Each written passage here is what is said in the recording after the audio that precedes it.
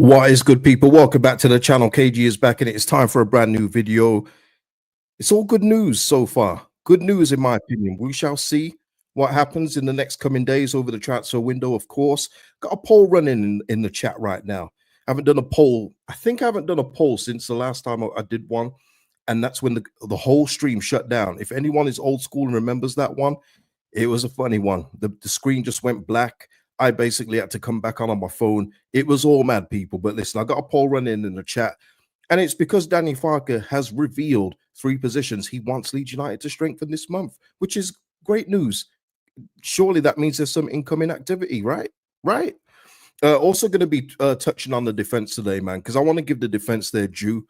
I know I've bigged them up a little bit, but I want to give them their full due today because they've earned it. They've really earned the due that they're about to get and all the credit.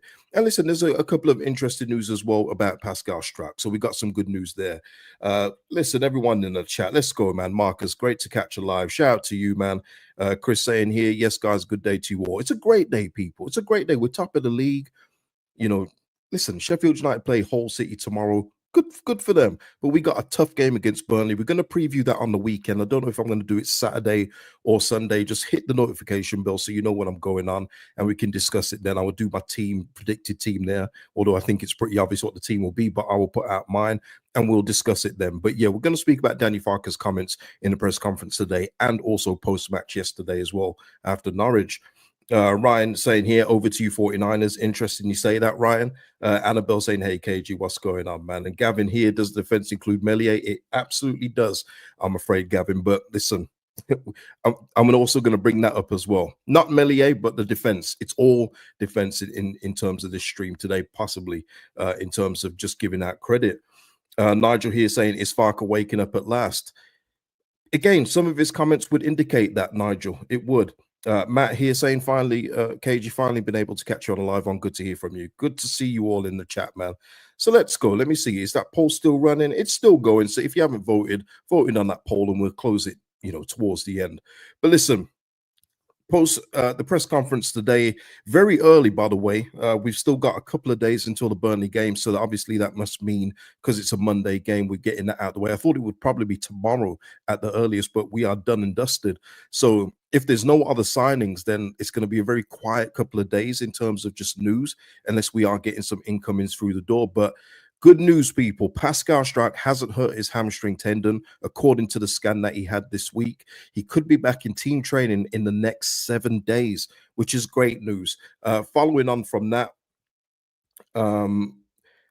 Danny Farke followed on. Good news, the tendon is not involved. We fear Pascal may be out for 10 or 12 weeks. Yikes.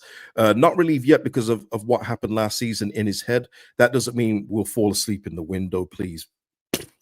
There are still several positions where we could be deeper, and we'll discuss that in a bit. But obviously, that is great news. But even better that Danny Farke even brought this up, that he remembers last season where Pascal was literally going to be out for only 2 weeks or the next international break, and then he's out until May. So the fact that he's got that in the back of his mind would indicate to me that we're still in the hunt for a centre-back. And I do believe that if we do sign a centre-back, that then allows James Debayo to leave out on loan as well, get some first-team experience. It's important for me that we do shore up this position. Just it's better to be safe than sorry. It really is. One person that won't be joining, though, is long-rumored Andrew Amabamadeli.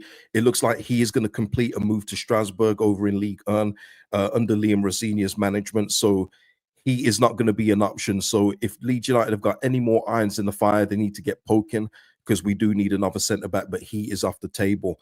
So out of nowhere, Ligue 1 club coming in for Omar Bamadeli. It's a good move for him. He's a good defender. He deserves to be playing football. He's just very unlucky to be stuck behind Murillo and Milinkovic at Forest right now, who are literally going for the Champions League. So Champions League spots, I should say. So he's just victim of circumstance in that way.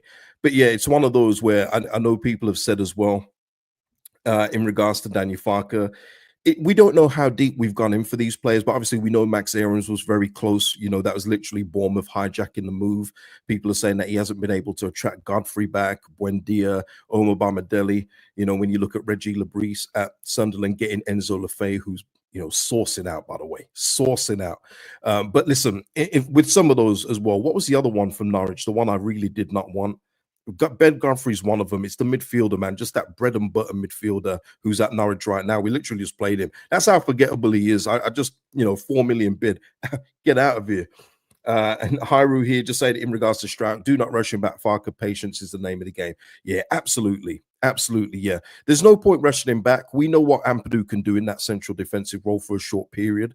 Give Pascal all the time he needs. Because listen, it may not have been a tendon, but there's no point rushing it back. We already saw with Farke when he was half strained and then he was out until, middle of January. Let's not do that again. And we need all the defenders fit and firing. Yes, it's McLean. That's the guy, Kenny McLean. Easily forgotten for me. Not going to lie. Easily forgotten. Matt C here saying here between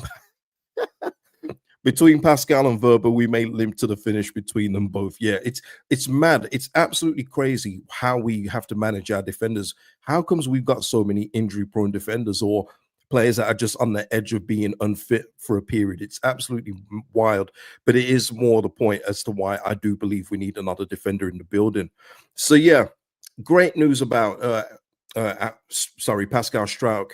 Omar Barmadeli, he's off the table. Who else are Leeds looking at? Because it won't just be a short list of one, it will be others. And going on to that, Danny Farke in this press conference got a lot of windows here open, man. Not gonna lie, it's absolutely mad. But listen, Danny Farke did say in this press conference, and he actually named the positions. This is very unlike Farke, very, very unlike him to do this. And what it says to me in that he named the positions is that he's saying that we do need them, and it's over to you 49ers, like Ryan said earlier, which was my thinking, because he doesn't come out and say that unless he's had the green light from the 49ers and all the recruitment staff to say that we are going to get these positions. Because if it wasn't even a conversation, he wouldn't have said this today. Because I don't think he'd put his job on the line, which is what you could potentially do if you're naming positions and the club is saying, you already know that we're not going to get you these positions. Why have you said this publicly? You have to have a good relationship. Otherwise, it just doesn't work. We've seen that previously with Scott Parker at Bournemouth. The club haven't done what I need him to do. He's out the door, and it's happened many times before. Chris Wilder at Sheffield United the first time round.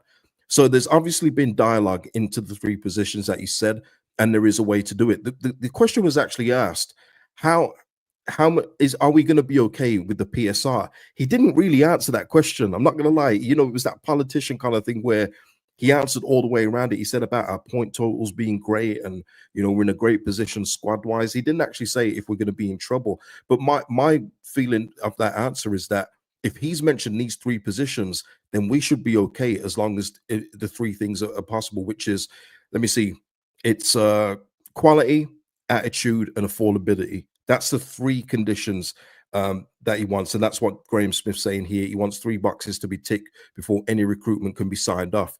Affordability, quality, and attitude. Those are the 3 things that are very important to him, as we very well know. So if there are deals to be done, I've said all along, I don't see us getting another striker in. But it sounds, according to Farke today, like if there is an opportunity to bring one in with just 2 strikers fit, as he said today, then there may be a way of getting in another forward, which I know a lot of you have been saying. So looks like we're in a much healthier position than even I imagine. And I don't think we get all 3. I'll be real with you. If we did get 3, it would be amazing, because you look at our bench right now, who's coming off?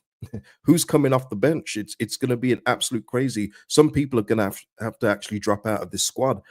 But I do see maybe 2 of the 3 in terms of it. And LUFC Passion, do you see it happening? I see maybe 2.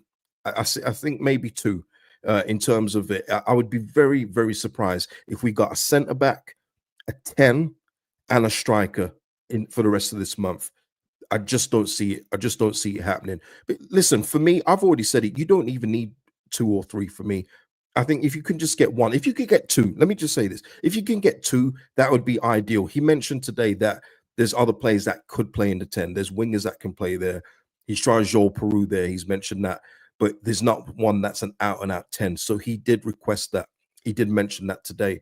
Centre back, in light of Pascal's injury history, he mentioned that.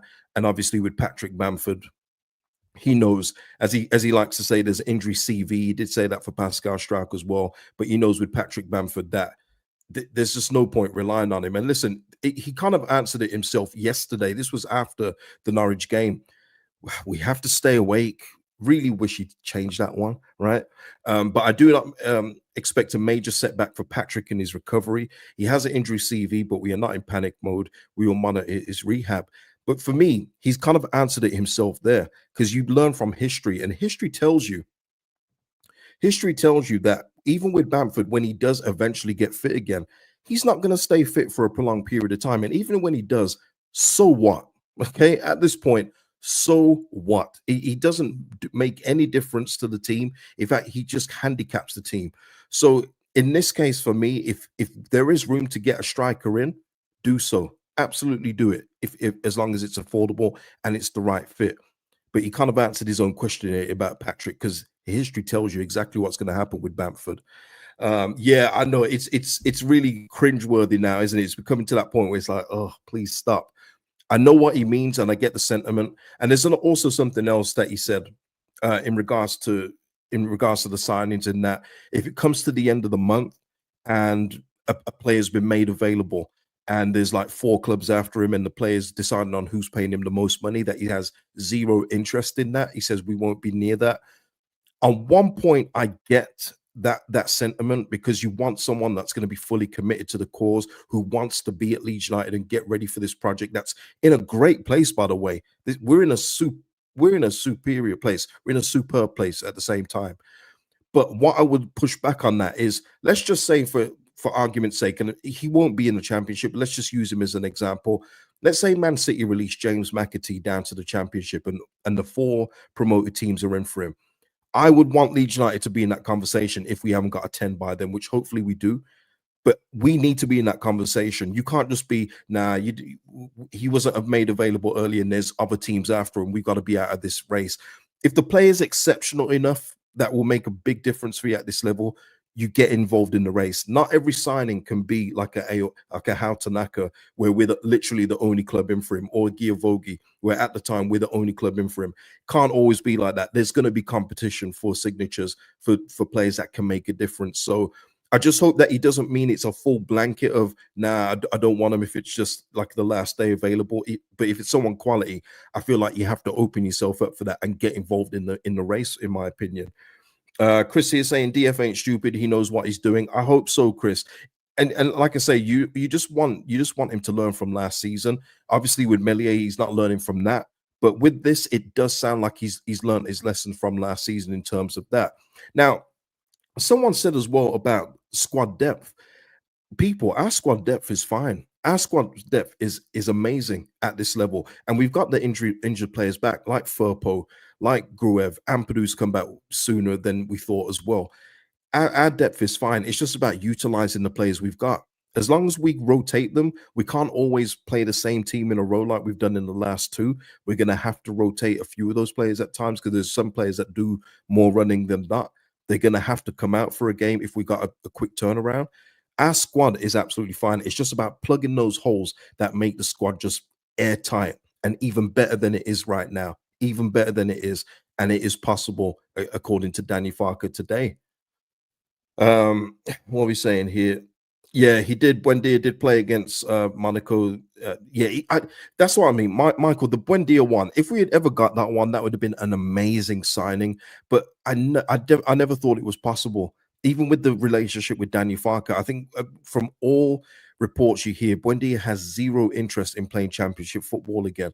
And he will have suitors even in the Premier League, and there will be some abroad. I think La Liga, there's like 4 clubs in for him as well. So I thought it was a long shot that Buendia would even drop down to play for Leeds United, but it would have been a good signing. Of course it would have. Yeah, Chris saying here, he mentioned about last season. Hopefully him and the staff have learned from, hopefully so. And shout out to you, Simon. What's going on? Here we go. Leeds here saying, why do we put ourselves in a position for bidding wars? I'm going to go with bidding wars, right? We should do our business early. Yeah, we should, but even myself, and all my stuff is recorded, so I can't, say I didn't say something. But I said at the start of the window, I'm very relaxed because another good point that we've got, people, is that we're not losing anyone that's major. We're not losing any key players.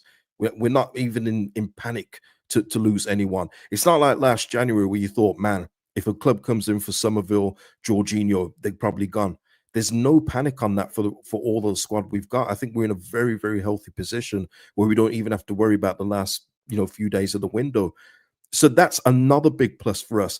And I just said I've been quite consistent with it all month. There's only two, three positions that I personally would strengthen. Goalkeeper being, the first one, because then we can avoid what we're going to speak about in a bit with all the defenders. But another centre back and a 10.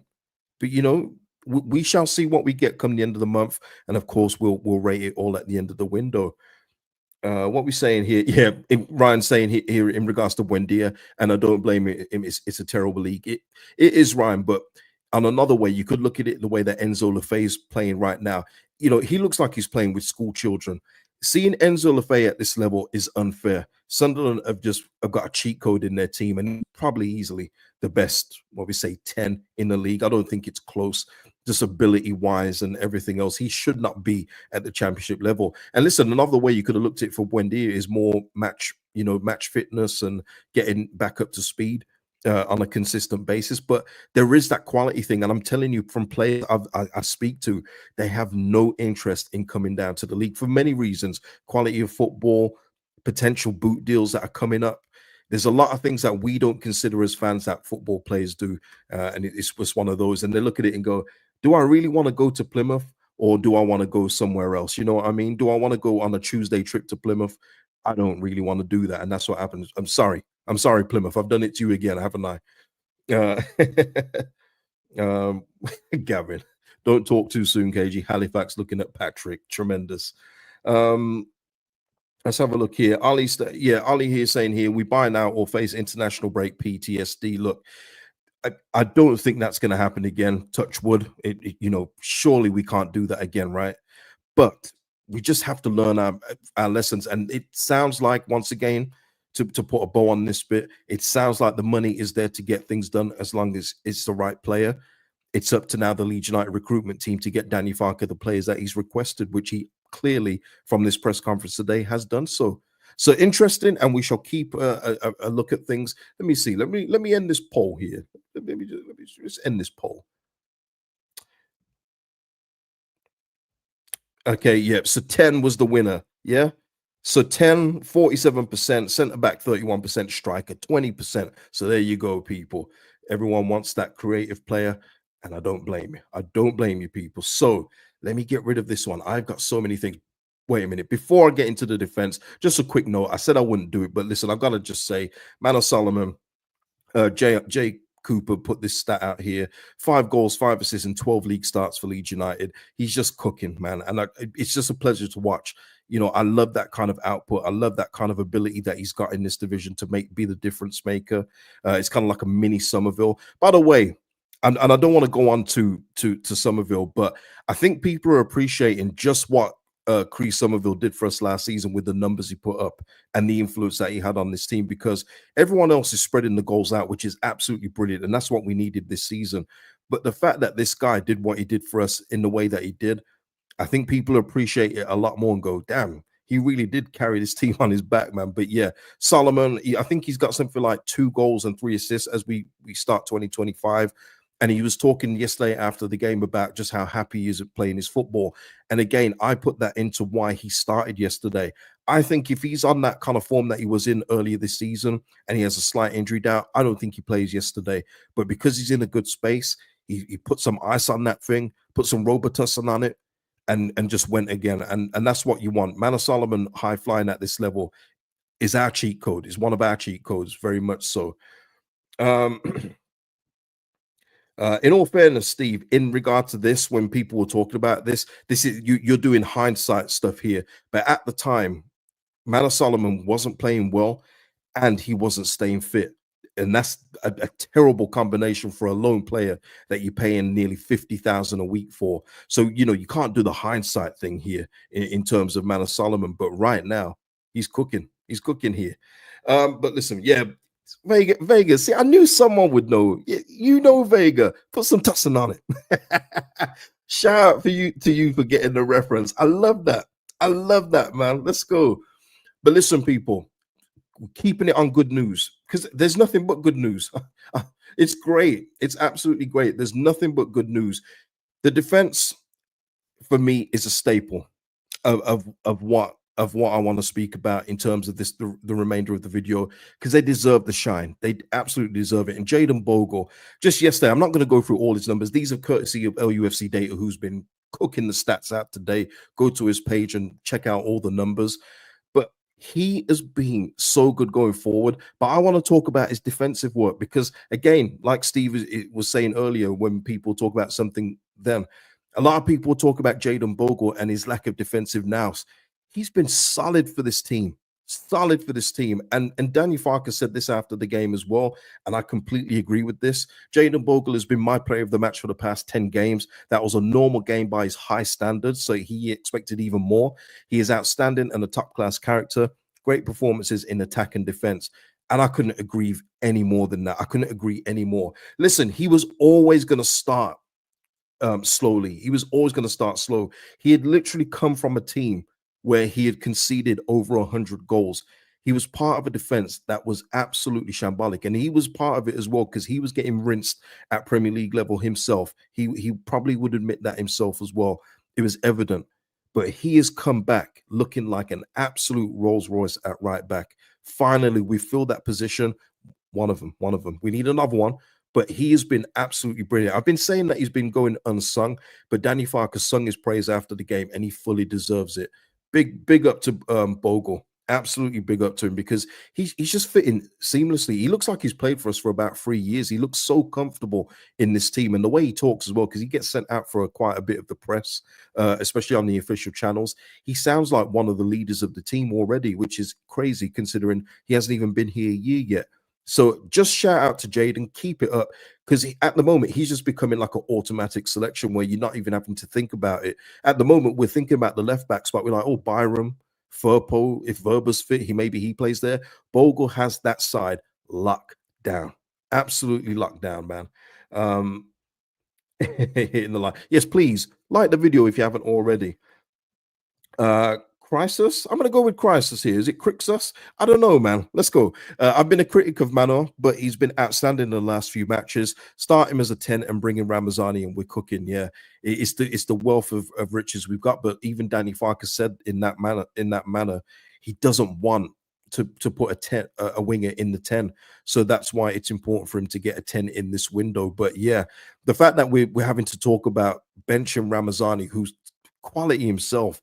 You know, before his injury, he was on fire himself. The fact that we're benching him and got Solomon in the starting is unbelievable. Absolutely unbelievable. And going back to Bogle, Gavin here just saying here, good partnership with DJ down the right. Also, yeah, Dan James has benefited so much from what Jaden Bogle does because Bogle's been taking out defenders with him. You know, Bogle's been almost in the box at times. You know, I think the last few games he's been looking to get on that score sheet, hasn't he? The last couple of games, I think it's going to come for him again. Pause. But yeah, Jaden Bogle, Dan James down that side, you know, DJ automatic as well at this level. But yeah, just lovely to see. And also someone else that deserves a shout out as well. Again, courtesy of LUFC Data. A huge shout out to Joe Rodon, who made his 65th consecutive start for Leeds in the Championship. He's also helped keep 31 clean sheets across that time. Absolute warrior. Once again, cannot disagree with any of that because one of the big components as to why we're doing stuff like this in the second half against Norwich. I mean, look at that. Just donuts all over the place. XG, you know, whatever you like. No shots on target. Big chances, no. Chances created, zero. It's down to the defensive effort of these players. And that's why when people talk about, when we do have a lapse, you know, like when we concede that goal against, is it Preston? And Melier palms it in after the first opportunity, and the defense was a little bit all over the place. That's why you can't go too hard on them. You can't, because even though for the moment you're like, I wish you would defend better, for the most part, these guys are defending effortlessly. Not like I can say that word though, but they are defending just with ease at this moment in time. And they've just been so good suppression shots. They protected Melier, which is obviously our weakest area of the pitch, and it's not even close for me. So Joe Rodon, Ampadu at the minute, Pascal Struijk before him, and hopefully Pascal comes back soon. So we're at full strength and we can put Struijk back in midfield. Ampadu back in midfield where he belongs. But Joe Rodon, you see him all the time, and it goes unsaid, but all the blocks that he makes, just throwing his body in the way, getting his head on things that shouldn't be getting, hard to get for a defender at times. He's just always there and a big part and a big component as to why we're keeping so many clean sheets. So shout out to Joe Rodon. Listen, Sam Byram at this point in time, I know there's a bit of a debate with Sam Byram, but defensively, he gets his job done. Sam Byram is solid defensively. Going forward, you definitely lack something with him there. He's not always overlapping because he's not a natural left back. But defensively, he does what he needs to do when he's called upon. No complaints with any of our defenders, really, in my opinion.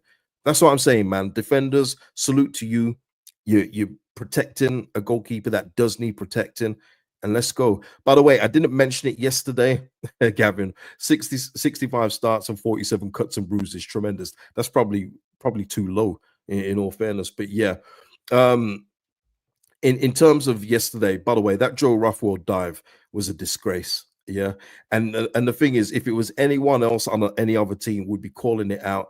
But it was a pathetic dive. And hopefully Joe Ruffwell doesn't do that again. Please, Joe, that was embarrassing, man. When I watched the replay, man, I was like, oh man. I thought he may have got a little clip, a little touch. Whether you're anticipating the touch or not, the contact, you can't do that, man. Don't do that, please, please. Dave here saying Sheffield United buy a striker for 10 million from Leicester, so improving in this window. Still think we need a couple to keep this pace going forward in the second half of the season. Yeah, I mean, listen, they've signed Tom Cannon, as Steven says here, for 10 mil. I wouldn't be happy if Leeds United signed him for 10 million. Now, he'll work for Chris Wilder. He's a very Chris Wilder type of striker in that Ali McBurney kind of mold. But for me, it's not about what you spend, it's what positions you improve upon. And listen, if we're talking Tom Cannon's there at the start of the season for Sheffield United, no one's going, oh, they've got Tom Cannon. So I wouldn't let it cloud your judgment. But of course, what we need to do is strengthen in the areas that we need to strengthen. Sheffield United and other teams are trying to catch up to what we've got in terms of quality. You can say about Tom Cannon, but does Sheffield United, besides Raksaki, have a Solomon, a Dan James, a Ramazani? No, they don't. Pascal Struijk, Rodon, partnership? No. Jaden Bogle, we took off them. So we have more strengths than a lot of teams, but obviously they'll be stronger in other areas that we're not so strong in, a goalkeeper or maybe even striker. But we are getting goals from all areas of the pitch, people. But it's about continuing that into the second half of the season, which I'm very, very sure that we can do. That's all I'm saying. Michael, I was going to mention that Burnley are likely to get Whittaker from Plymouth. Did you guys see this? This was absolutely insane. Listen, we had our one with Nanto last season, but Morgan Whittaker, he was made available for selection by the manager. They then lost that game 5-0 to Burnley. Morgan Whittaker was sitting in the stands. He didn't turn up for the game. He was sitting in the stands and watching the game. I think he is trying to get that move to Burnley. I do understand it from one point, but you better hope that Burnley have got the money to get you. I would have thought that maybe Burnley and his agent would have said, yes, there is a deal to be done. So otherwise, I don't think he's pulling this move. But yeah, it does look like Whittaker's going to Burnley. And listen, good luck to him. Good luck to him. But I wouldn't swap Morgan Whittaker for any of our wingers at this point in time. So, and that's not me being Leeds biased, I promise. I just, I would take Enzo Lefebvre over a couple of our central midfielders. So there you go. I'm not being biased there. But yeah, he will improve Burnley. Of course he will. Of course he will improve them. But once again, they're trying to get up to the quality of what we've got in certain areas. So yeah, it was just a crazy situation with Morgan Whittaker and Plymouth.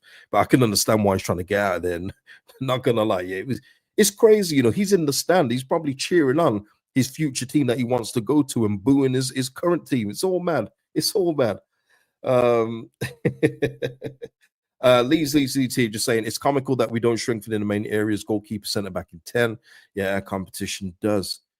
Well, I mean, I don't know if Sheffield United, Sunderland, or Burnley is strengthening the goalkeeper, but yeah, Sheffield United will need to get a centre back. I think that's no secret as well after Harry Suter went back.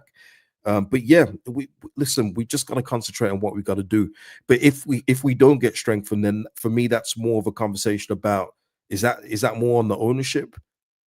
Because Daniel Farke himself has said he's in charge of recruitment. He's in charge of what comes in now, especially after the whole Isaac Schmidt stuff. But yeah, I think you'd have to ask questions and say, why didn't we get something done? Be very interesting to see if Angus Kinnear does an interview after the windows close. Very interesting. Yeah, Hyru saying here he didn't want no part of that beatdown last night. Yeah, crazy stuff, man. Just mad. I just think again, because it's Plymouth, no one really cares. I just imagine if it was Leeds, if one of our players did that, watching a team that he wants to go to in the stand. First of all, I don't think you get to sit in the stand at Ellen Road if that was to happen. So that's where you get the luxury of being at a smaller club. Again, strays for Plymouth. I'm sorry, it just keeps happening. What can I say? Um, what else is there? Have I got everything? I had so many things open, people. Yeah, Jaden Bogle, Joe Roden. Oh yeah, and another thing, just another bit of positive news, another bit of good news factually here.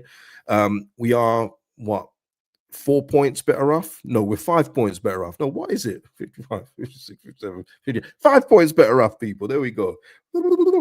5 points better off this time last season after 28 games, which is a good trajectory to keep.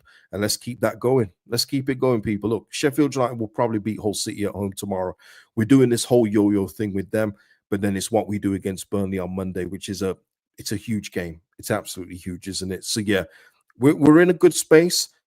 Can we get some quality to shore up our squad? I certainly hope so, and obviously so does Daniel Farke. What are we saying here as we come to a close on the show, people? John here saying if we go, we should go all out for Delap, but there will be many suitors for him. I think, yeah, listen, I think there's going to be quite a few clubs in for him in terms of if Ipswich do get relegated, which it is looking likely, of course. But yeah, I don't think they're going to get to hold on to him. He's got way too much props, way too much credit from around the league where people have noticed him. He's getting features on Premier League shows here and there. And you know what it's like, people. Perception is reality. Even if he doesn't score from now till the end of the season, there will be teams that will look at him and go, in a better team, I think he could do something for us. And he's a good player. He's a good player, man. But I don't think we're going to be in for him. I think it's going to be one of those other, like a Brighton or something, one of those. Maybe if Forest go up, get European football, they use him as well as Chris Wood. I can see that kind of working as well with Forest. So yeah, I think he's going to have plenty of suitors. But look, guys, when we get to the Prem, we are going to be going. For me, I'm not looking at players who are on the periphery of their squads. I'm not looking for players that are, down and out. We're looking for actual quality. We cannot do what we did in the last stint again. Use one quality player in Rafinha and hope for the best. No, we've got to do it properly this time. And I'm hopeful that the 49ers and Red Bull collectively will do the job properly. But yeah. Yeah, and yeah, Michael saying here the Plymouth manager said Plymouth Whittaker turned up late. It wasn't that he turned up late, Michael. He just didn't turn up. It's not that he turned up late. He didn't show up for when the teams are doing preparations and the team sheets are going in. He wasn't there. So it wasn't that he just turned up late. He just didn't show up until later on where he's found sitting in the crowd. It's all mad. It's all mad, people. But yeah. Let's have a look here. What we're saying here. Leeds saying here, if we could get Haaland, we could get Haaland if he gets bored of his 9.5-year sentence. Yeah, but listen, Haaland to Leeds, it's inevitable. Just probably not in the immediate future, I would say. But yeah.